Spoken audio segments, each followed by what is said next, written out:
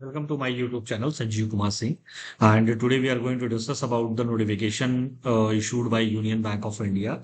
तो हम पहले इसकी वेबसाइट पे जाएंगे unionbankofindia.co.in और यहाँ पर सबसे नीचे इन्होंने करियर का ऑप्शन दिया हुआ है। यहाँ पर करियर एंड रिक्रूटमेंट जो ये आपको शो हो रहा है, यहाँ पे आप जब क्लिक करेंगे तो ये ओपन हो जाएगा रिक्रूटमेंट पेज।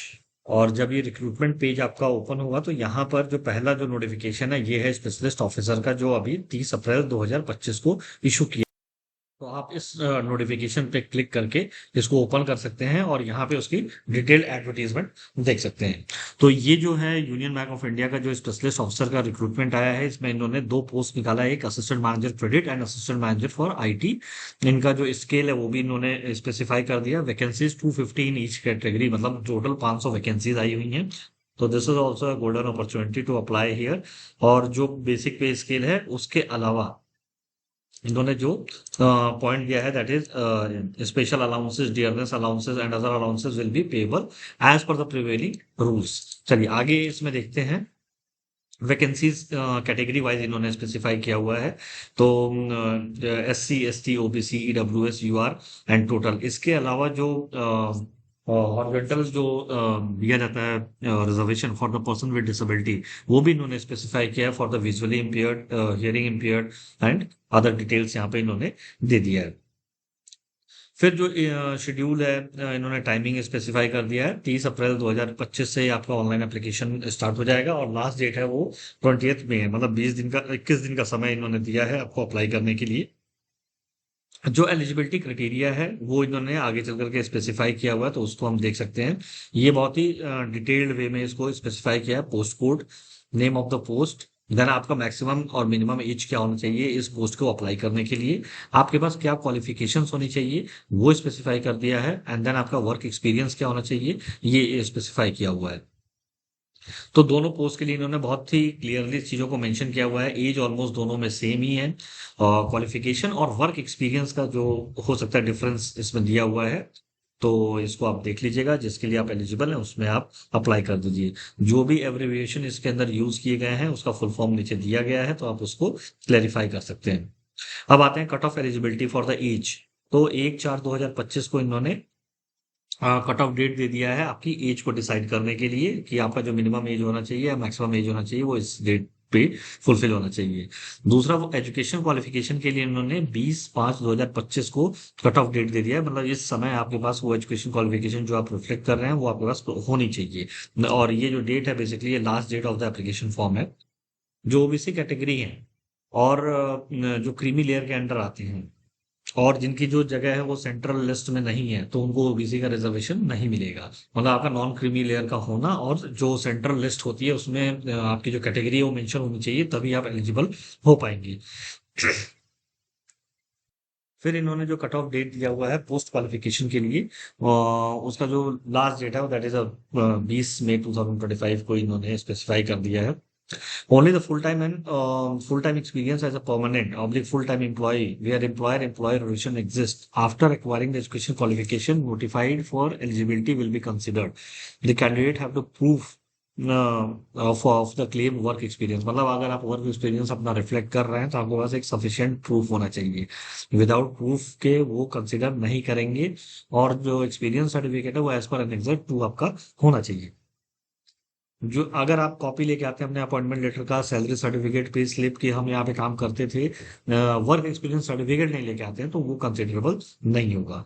जो अपर एज लिमिट है वो आपकी यहाँ पे इन्होंने एज लिमिट जो रिलैक्सेशन जो दिया जाता है कैटेगरी वाइज वो इन्होंने मेंशन कर दिया है। जैसे SC ST के लिए 5 इयर्स, ओबीसी के लिए 3 इयर्स, पर्सन विद डिसेबिलिटी के लिए 10 इयर्स, ऐसे ही एक सर्विसमैन के लिए 5 इयर्स है। पर्सन अफेक्टेड बाय 1984 रियॉट्स उनके लिए भी 5 साल का रिलैक्सेशन यहाँ पर दिया हुआ। तो आप जिस भी कैटेगरी में फॉल करते हैं और अगर आपकी एज नहीं मीट कर पा रही है age on the cut off date, तो आप इस रिलैक्स अगर इस कैटेगरी में फॉल करते हैं और यहाँ पे एज रिलैक्सेशन है तो यहाँ से आप इसका बेनिफिट ले सकते हैं।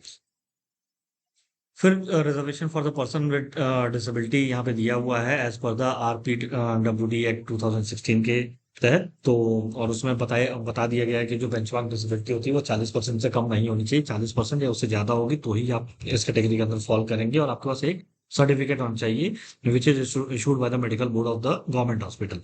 देन आगे इन्होंने और सारी कंडीशंस दी हुई हैं, तो हम मेजर पॉइंट्स को पढ़ लेते हैं, लेकिन जो भी आपके एप्लीकेशन करते वक्त जो जो पॉइंट्स आप फॉलो करोगे उसकी जो डिटेल्स हैं आपको स्टडी करना पड़ेगा, ऐसे आप एप्लीकेशन फॉर्म डायरेक्टली अप्लाई नहीं करिए।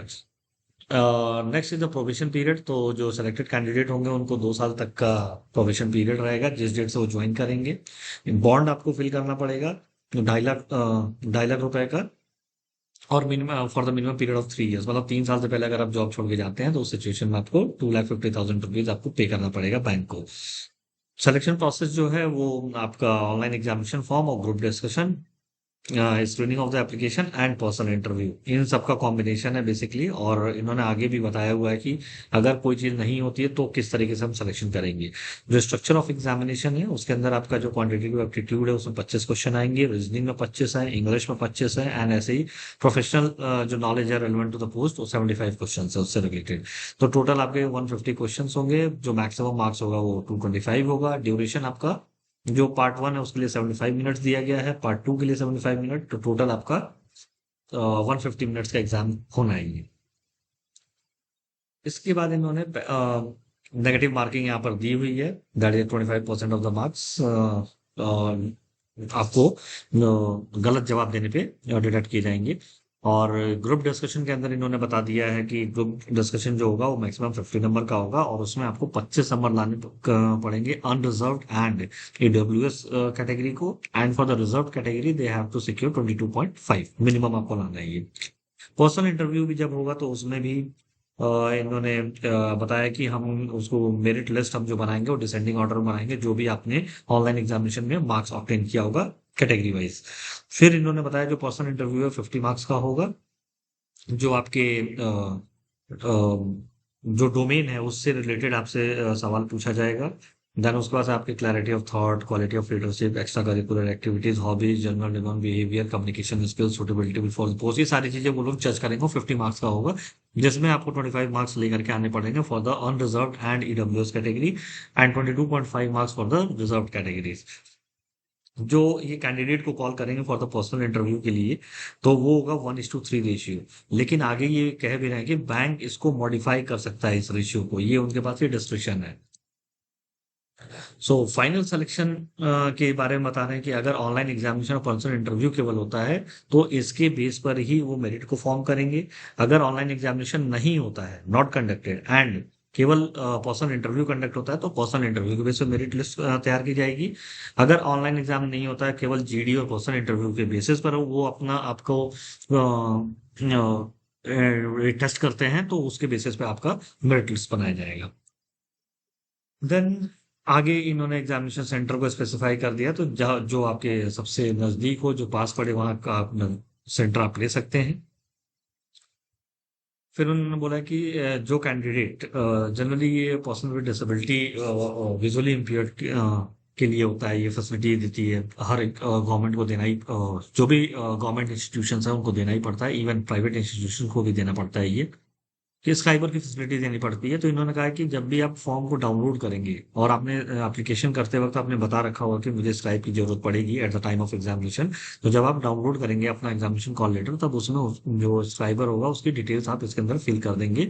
और ये जो कॉल लेटर है एज वेल एज जो फील्ड डिक्लेरेशन फॉर्म है at the time of examination आपको लेकर के जाना पड़ेगा। तो जो जो डॉक्यूमेंट्स आपको स्पेसिफाई किए गए होंगे जब आप डाउनलोड करेंगे वो सारे डॉक्यूमेंट्स आपके पास होने चाहिए।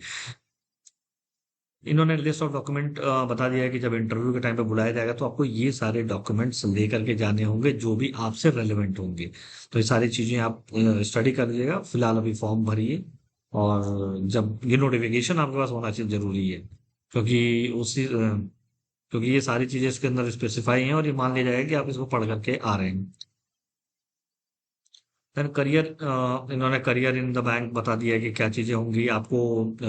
एनेक्सर 1 के अंदर ये बताया गया है कि किस तरह से आपको रजिस्ट्रेशन करना है, कैसे फीस पेमेंट करनी है, किस तरह से अपने photograph, signature, left thumb impression, hand written declaration, ये सब चीजें अपलोड करनी है। जो एप्लीकेशन फीस है वो SC ST person with disability के लिए ₹177 है, एंड अदर कैटेगरीज के लिए 1180 है, and all are this inclusive of GST। तो आपका एप्लीकेशन प्रोसीजर के लिए आपको क्या करना होगा कि आपको जाना होगा यहाँ पर और ये क्लिक हियर टू अप्लाई करना होगा। और जैसे ही आप यहाँ पे क्लिक करेंगे तो उसके बाद ये आपका एप्लीकेशन फॉर्म ओपन हो जाएगा।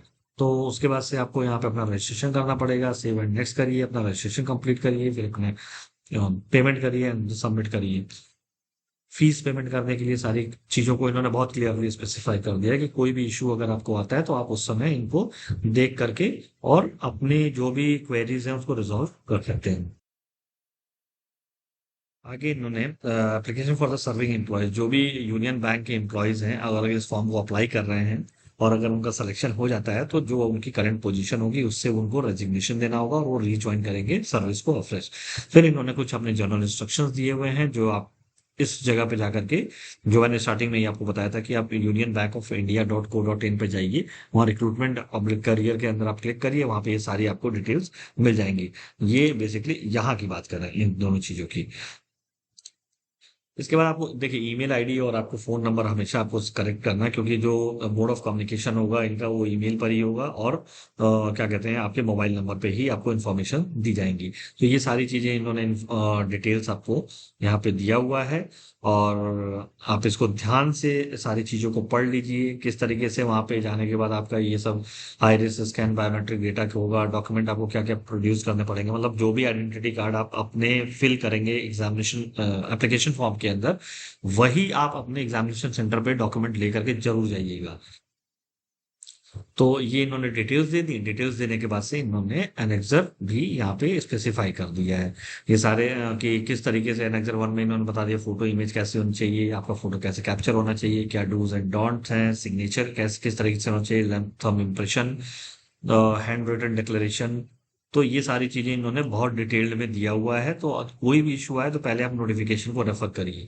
एक्सपीरियंस सर्टिफिकेट का फॉर्मेट क्या होना चाहिए वो इन्होंने बता दिया है। इस फॉर्मेट में आप अगर एम्प्लॉयड हैं तो अपना ये एक्सपीरियंस सर्टिफिकेट जरूर बनवा लीजिए, क्योंकि वो बिल्कुल भी कंसिडर नहीं करेंगे अगर आप अपना अपॉइंटमेंट लेटर या फिर अपने पे स्लिप उनको दिखा रहे हैं या मेरे अकाउंट में क्रेडिट हो रहा है पैसा इससे यहाँ से, वो सब कंसिडर नहीं किया जाएगा।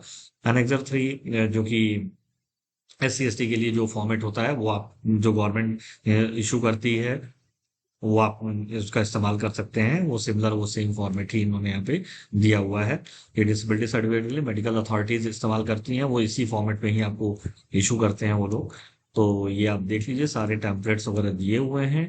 कहीं कोई इशू हो तो आप इसको नोटिफिकेशन को पहले रेफर करिए और अदरवाइज इनके हेल्पलाइन नंबर पे आप कॉल करके कांटेक्ट कर सकते हैं या ईमेल भी कर सकते हैं। सो आप इस पे जाइए, इसको एप्लीकेशन फिल करिए एंड